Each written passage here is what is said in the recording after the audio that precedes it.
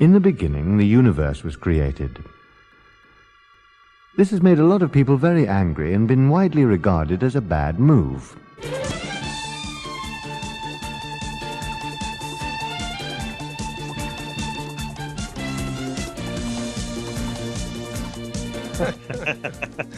That's Paul Schultz. I'm Steve Benson. This is the No Panic Radio Show. Sit back, relax, and ignore the news because nothing you're about to hear is true. So you guys almost died. I was talking to my family that lives up there, and y'all had apparently tornado warnings, hail, fire, brimstone, dogs and cats were living together. Hail the size of ice cubes were raining down in Michigan City. And I like the hail the size of ice cubes idea because that's the only accurate statement you can really make. How big were the hailstones? The size of ice cubes. well, Big ice cubes, little ice cubes, regardless, they're ice cubes. the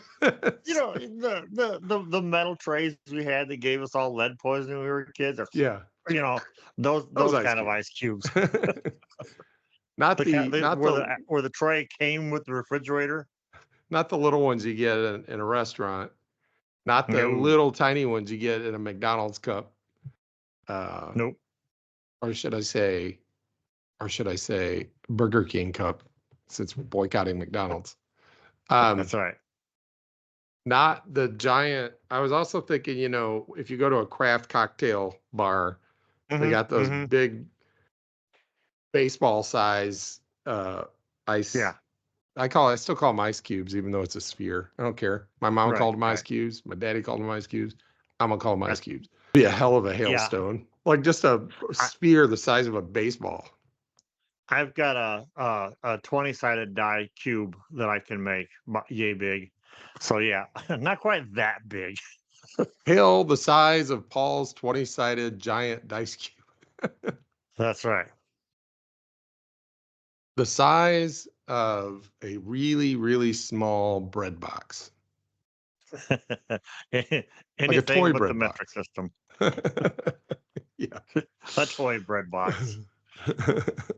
Like a Barbie bread box. Like the size of a Barbie bread box. The Malibu Barbie mansion kit. That's anyway, so that could kill you too. Like my mom's like, yeah, we heard on the news, they said if your car is not parked under a carport or in a garage or otherwise inside, it's too late. Don't go try to move it because it's too late. It's too late. And I'm like, why would you word it that way? It's like, quick, if your car is not under a carport or in a garage or otherwise protected, there's nothing you can do about it. Quick.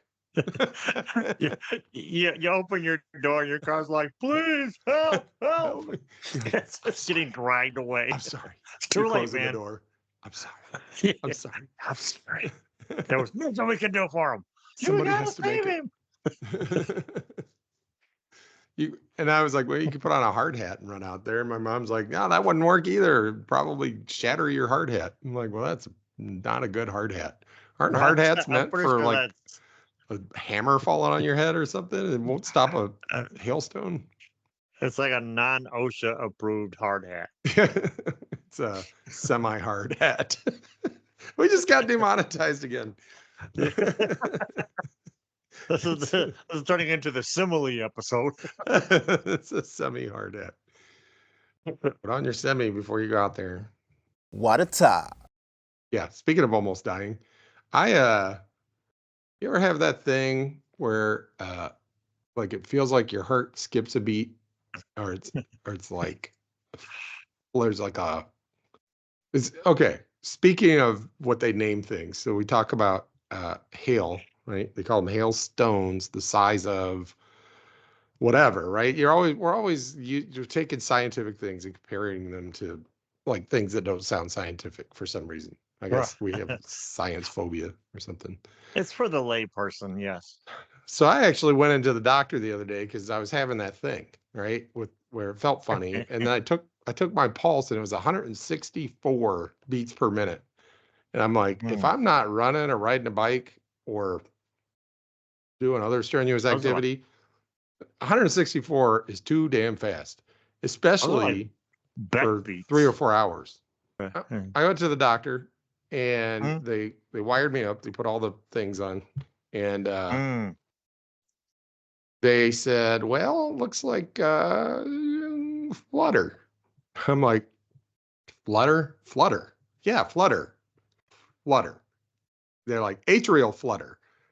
Okay, so you could take a medical sounding scientific word, pair it with something that sounds like something I would have called it. Like, when it kind of flutters. I know it's Like not a scientific term. It kind of flutters. It's They're like like, a no, Disney movie. that's the word for it. I was like, what's the official word for it? And they're like, that's it. It's atrial flutter. They're like, it's a form of tachycardia. I'm like, that's better, but it's just a Thank form of you. it. Not all tachycardias are flutters, but all flutters are tachycardias. I'm like, Not all tachycardias. I'm like, who comes up with the names for stuff? Anyway, and they're like, and then it could cause fibrillation in the other atrium. I'm like, atrial fibrillation? Now that's something I think I might have heard on ER. AFib. Somebody yells AFib and everybody else is relieved or not relieved. And then there's sinus rhythm, which is normal. And I'm just sitting there like, and then at some point the doctor comes in and they explain everything that's going on. They're like, we're giving you this medicine to get your heart to settle down, and we're just gonna wait for your heart to settle down. And here's what's going on. And they draw a picture and they're like, there's they're doing things with their hands and they're showing me all this stuff. And they're like, you have any questions? Which to them I think means, okay, see you later. I got other stuff to do, right? To me, that means pull up a chair because I do have questions and I'm going to ask You them. better pull up that stool, Doc, because we got to Yeah. talk. Grab that little wheelie stool on wheels. Scooch it up to you. Scooch it up real good and listen up because I got questions. The first and foremost, am I going to die, doctor? Am I about to die? And they're like, no, you're not about to die. I'm like, from this. From you this. I can't. I mean, anything could happen, right? But this is not the thing that's going to kill you right now. Especially since you're here in the hospital. We got you. You step It's outside the hospital and a piano falls on you. Clong. Like an anvil's falling. I step out of the way. Anvil hits the sidewalk. Piano falls on my head. I'm like, ah. That's right. So they said, but we got to get your heart to stop doing this before you leave. So you'll be here until that happens. If you got to be here all night, you got to be here all night. So I was like, oh, in that case, I'm going to work on not having to do that because I'm not that guy. I'm not the guy that spends the night in the hospital. I'm the guy that takes care of other people's shit while they have to go to the hospital. That's right. That's right. And then I texted a selfie to my good friend, Paul Schultz. And This guy. I was like, let's see, for me, it took a month for me to have something. I turned 55. A month later, I'm in the hospital with some heart related thing. For you only waited a week. You turned 55. I waited 2 days. Oh, 2 days. Yeah, it was 2 days. I decided to get it over with. Yeah. I had things to do. Yeah, I wish I'd done that. Because then, I could be looking forward to having it be done, over with. Oh, the things you think about. Well, I don't have to tell you. The things you think about when you're laying there with that gown and the wires and the beep beep stuff. And I just love that my first reaction when you sent me that you were in the hospital, like, all right, cool. We got an episode now. yes. Now, are you okay, pal? What's going on, bud? You all right? Do you need anything? Yeah. No. Hey, we got an episode. We have an episode. Take notes. Remember everything. Yeah, so I called the doctor from home. I'm like, you know me, and Gen X in general is like, it's nothing. It's not going to be anything, and I'll feel silly for even asking. But yeah. I asked Dr. Google because Dr. Google doesn't judge. Dr. Google just tells you the worst possible outcome of anything that you ask. And Dr. Google's like, oh yeah, if your heart's beating that fast for that long, you probably should go to the emergency room. And I'm like, dang it, Dr. Google. So I called my doctor, my family, my personal doctor, and Mhm. asked the nurse, and the nurse runs me through all these questions, the answer to which mostly were no. Chest pain, shortness of breath, a little bit, sweating, any other pains, have you fainted? It's like almost everything was no, no, no, no, except Mhm. for my heart's beating at 164 beats a minute. And she's like, I thought she was going to be like, well, since you answered no to almost everything else, and just kind of wait it out. But she's like, okay, well, based on the answers you gave me, you should go to the emergency room. I'm like, Mhm. why did you have to ask all those other oh, maybe all the other questions were like, maybe call 911 if I'd answered yes, Yeah. as opposed to. So I gathered up my things, which for me consisted of my phone charger. Yeah, because you never know. Because you never know. I thought about grabbing my laptop, but I was like, nah, I'll have somebody bring it to me if I need it. Mhm. Drove myself to the emergency, which is kind of a funny thing. I'm like, Yeah. drove myself to the thing, followed the signs for heart pain emergency entrance, or chest pain, You're not like heart pain. staggering down the hallway, just kind of dragging along the wall, and nobody's even looking at you. You're just like, it's okay, I got this myself. I got This this. is the big I'm one. good. So yeah, so yeah, I drive up. I'm like, where do I park? I don't even know. I'll just park over here in the general parking area. You know, I didn't zoom up to the entrance or anything. I just parked, walked in. It says chest pain. I don't know how it works there, but our hospital has two different emergency rooms. One is for, it's a big sign that says chest pain, and then there's another one that's just for everything else. You know, Mhm. stapled your Yeah, hand to a everything else. board. Broken leg, gunshot wounds, all those go down there. Chest pains over here. Yeah. So That's I it. walk in and I said, she's like, she's typing something, you know. It's like you walk in, it's like you're checking into a hotel. It's like, I'm standing there, so goes and like there's some paperwork and click, click, click. I like how it's a typewriter. Can I help you? I'm like, first of all, in my head, I'm like, I don't need this service, but if I did have chest pain and I was like, oh my God, is she still going to just be sitting there like, okay, let me Yeah. finish this email to the department about the Memorial Day picnic. You know, we got to get, if I don't get this email out, you know, if I stopped typing emails and stuff to every time somebody walked in here with chest pain, I wouldn't get anything done. Right? All I'd be doing is helping people that come in here with chest pain. And I would never be up to date on my human resource training. I'm like, well, it's a good thing I don't have if I ever have chest pain, I'm not going to stand there and wait for somebody to say, may I help you? I'm just going to walk in going, my chest hurts. So anyway, They need a big red button that says chest pain, and you just slap it when you walk in. slap it.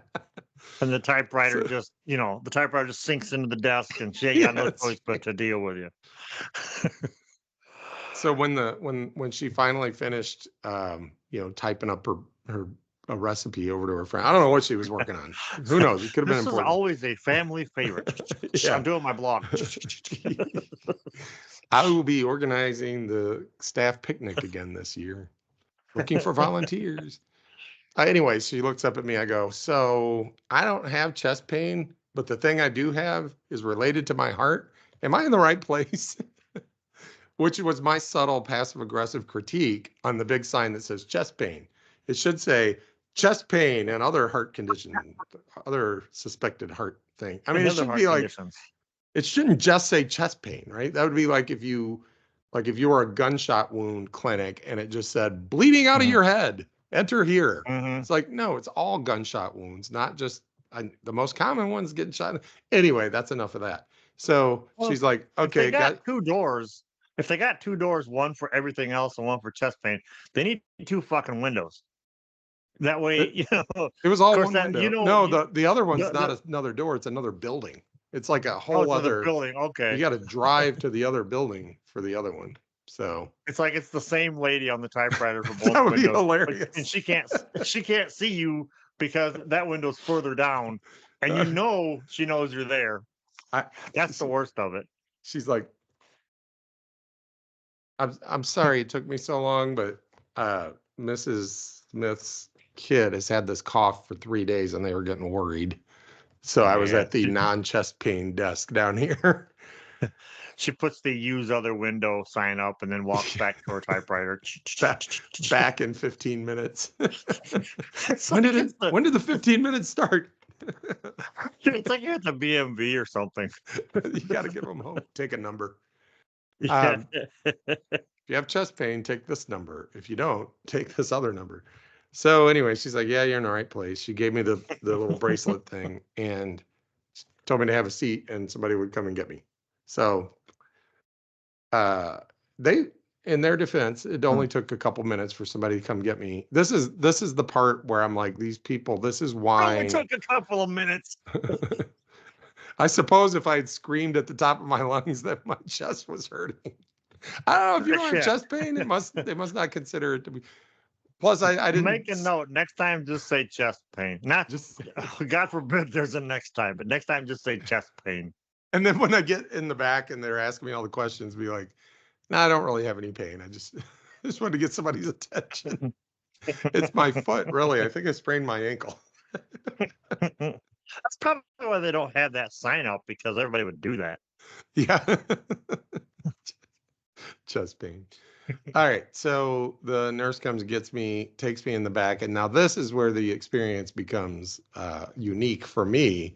Here's what I'm used to. You sit in the waiting room for half an hour because my emergency is never as emergent or urgent as the next guy's. Never as emergent. So I sit in the waiting room for half an hour. They finally call you back and you got to sit there for another half an hour. Suddenly it's a Seinfeld routine. Why do they take you from the waiting room to the other room where you have to wait? By Not the this way, one. cancel culture killed comedy. And then a nurse comes in, they ask you a bunch of questions and they're like, okay, the doctor will be in a minute. And then you wait another half an hour. Doctor comes in, asks you all the same questions and says, oh, you'll be fine. Go on home. It's nothing. Yeah. You're ridiculous. You should feel ridiculous for coming in here. I think I know where this is going. But go ahead. Continue. This is not what happened. And I think there's probably a reason there's a separate building or wing or whatever for the heart stuff, because they act different there. So yeah, like I say, the nurse was out without me having to wait very long. She walks me into the back. First question for her is like, can you walk okay? I'm like, yeah, I can walk fine. So we walk to the back. As I turn the corner into the room, there's 3 people already in the room, like flanking the bed with stuff in their hands. And they're like, we have a seat reserved for you. Get up on this bed and lay down. Take your shirt off. Like there was no, like, let's ask you a bunch of questions. Let's get your history. Let's figure everything. They're like, nope, shirt off, sticky things all over you. Well, that's the Start thing an about them IV, sticky and then they things. start asking questions. They're waiting for you. Yes. You'd think they'd be like warming up them sticky things, because they're cold. Or I thought you meant somebody standing there with the paddles. They're like, Oh, okay, no, I don't even like think they use those anymore. you turn the corner into the room, clear. You get blown back out the door. Oh, you get blown back out the door, and then you're like, it's my ankle. I actually have a sprained ankle. I just said that to get service To quicker. get back and to get the special treatment. Yeah. Oh. But yeah, they got me. They had me from the second I walked in the front door to when they had me all wired up and IV and everything was probably less than 5 minutes. Yeah. So they know what they're doing. You feel like you're on an assembly line at that point. Oh yeah. And it's Mhm. interesting. To me, and then of course from there the story goes as it went. And they were going to keep me in the hospital, but it just all of a sudden on its own, or the medicine started working and went back to normal. And they're like, oh, you don't have to stay since it went back to normal. But they did schedule a procedure out in June that they're going to have to do they put me on a bunch of medicine. The main danger with this thing is if you walk around with it for a long time, you could end up with a stroke from clotting blood or whatever. So they put me on some medicine to prevent that from happening while I'm waiting for the procedure. This procedure will make it so it doesn't happen again. So, Yeah. So you're having your procedure in June, mhm. right? Okay, so you can let me know how it goes because I'm probably going in for the same thing by October, but Cool. maybe sooner because my my meds ain't working the way they were hoping, so maybe sooner. I Ah. just got to make an appointment and get in. Yeah. Yeah. It'd Hopefully, be funny if it was the same day. yeah, it would. I bet, We're why don't you texting come, each other. why don't you come on down here? We can It'd be funny. we could ride over together. We'll go in the chest pain entrance. You'll yell, my heart hurts. And I'll be like, I'm here for a scheduled procedure. And you'll be like, my heart hurts. And then, and it's like, or it's, we now the doctor that does the procedure for me, he has an office here, but he's not located here. He goes all over the place. So it'd be hilarious if it was the same doctor, yeah. and he's like running from room to room. Yeah. We'd be Turns like, into a total sitcom. it's like Thomas Jefferson and John Adams. We're both laid up together in the same room. As long as Paul lives, everything will be okay. A little history reference for you there. 7 time. Did you go in on an ambulance or did somebody drive you in? Oh, for the heart attack, Yeah. my girlfriend drove me. In fact, we Okay. went to the urgent care first because my Oh. Gen Xness went, oh, it's nothing, It's nothing. Yeah.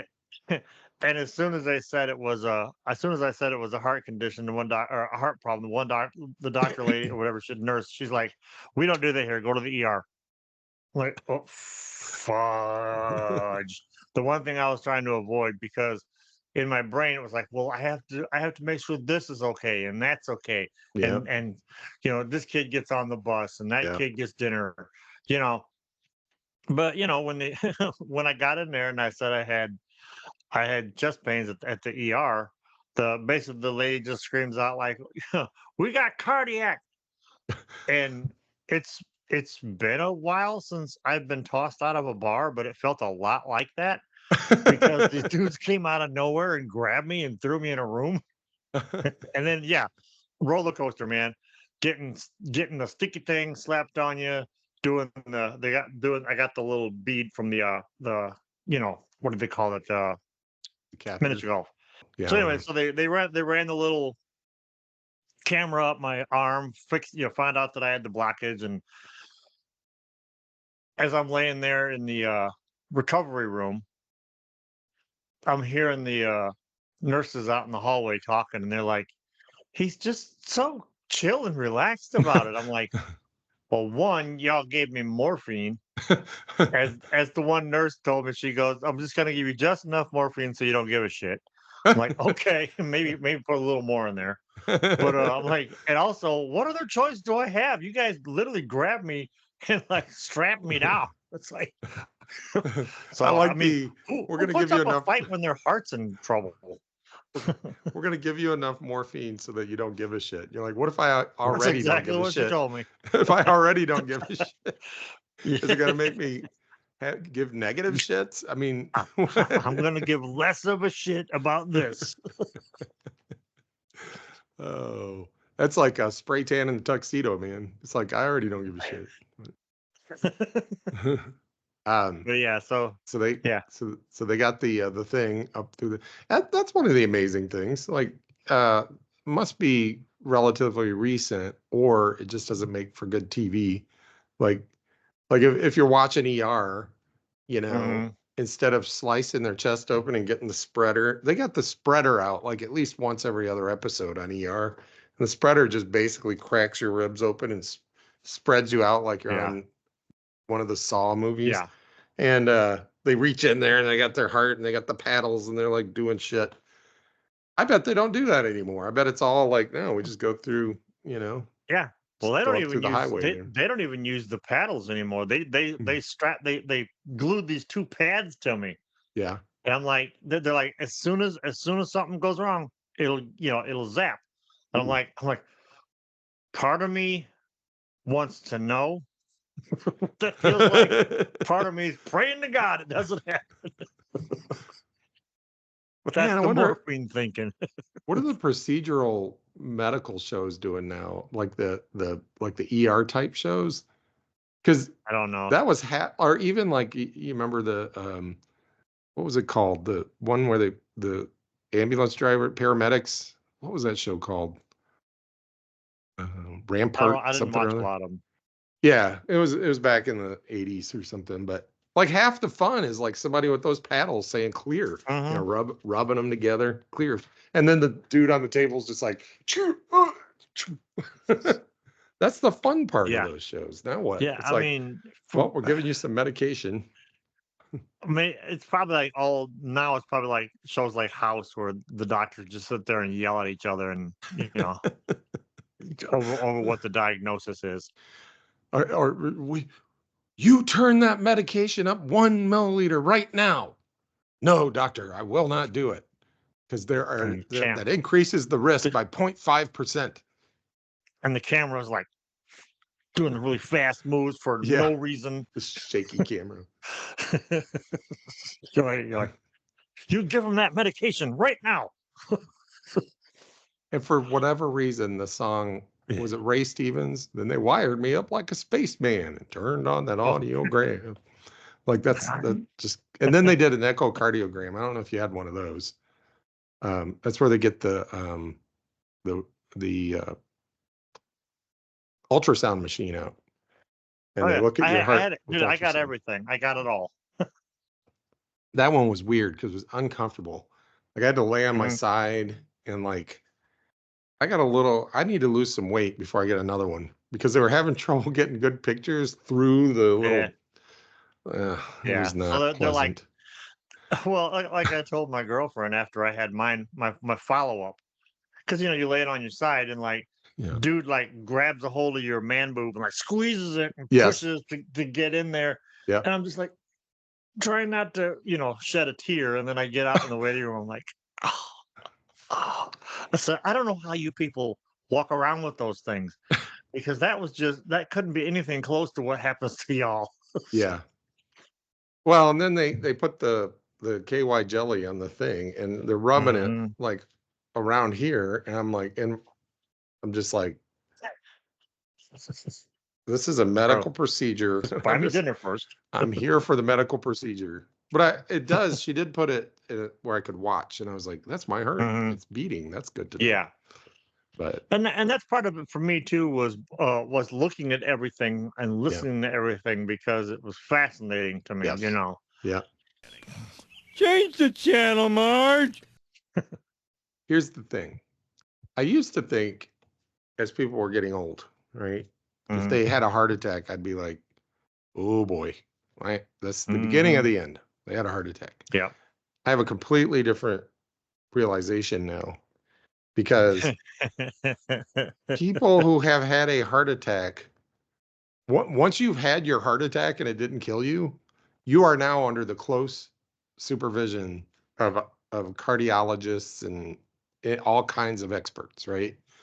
So the people that, I'm probably completely wrong, and statistics could tell me whether or not I'm wrong or even close to right.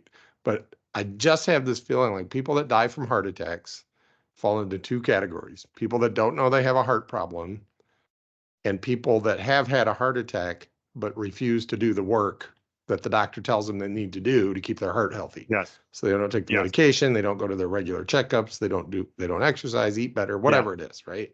Right. But people that have their heart attack and do what the doctor says to do, live forever, right? At least if you don't get cancer or hit by a truck or shot in the head, right? Or a piano fall on you. Or a piano falls on you. So my wife pointed it out. She's like, you didn't have to have a heart attack or a stroke. You probably would have eventually, but you didn't have to have a heart attack or a stroke, but you got all the different tests, and now you're going to have a cardiologist, and then you're going to have, this is on your record that every time you go in for anything, they're going to be checking for this stuff, right? So she's like, that's kind of like your little cheat code. You got to be the person who now has all the instructions on what to do to keep your heart healthy without having to have the heart attack or the stroke, right? I was like, Well, that makes sense. I'll take that. Yeah. It's that whole thing, like how we lead to we have two lifetimes. You know, the second one is after we realize we have two. You know, we change a Oh, lot. right. That's kind of what that is. Yeah. Yes, yes, yes. And it says it's funny because we started talking about this a while ago, right? Like it was the turning 55 episode where I'm talking about I gotta get a hold of myself here. You know, I'm on blood pressure medication. I gotta exercise. I gotta eat better. I gotta this. I gotta that. And then this happens, and I'm like, okay, I guess you know, it's not really a wake up call because I had already awakened, but this is kind of like extra motivation, right? It's the snooze alarm. You Yeah, know? it's the snooze alarm. Steve has his snooze alarm moment at 55 in 1 month. And it was May 2nd, Yeah. so it really was 55 in 1 month. So, Yeah, that's what that was. But yeah, that's the beauty of it too, is you get a bit of a different lease on life, and you start to really ask yourself the questions and like start taking what's really important, you know. And number one, staying alive. So, you know, you do whatever that takes. Staying alive, staying alive. Windy City breaking it out, everybody's taking it. And anything can Someone's gonna happen sing us out. at any moment, Yeah. and often does. Yeah, and often does. For all the scientists and doctors in the world, for and the nurses and the lady doctors. I forgot to make a comment on And the lady doctors. lady doctor, nurse. I don't know. You guys, you give it your best. Lady doctors, male nurses, all the above, for all of them, and for Paul Schultz. I'm Steve Benson. This has been the Don't Panic Radio Show, and nothing you just heard was true. All right, now sing us out.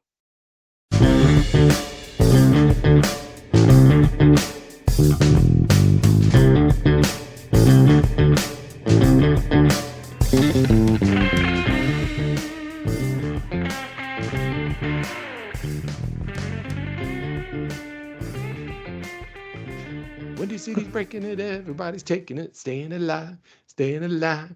Ah, staying alive, staying alive. Ah, staying alive.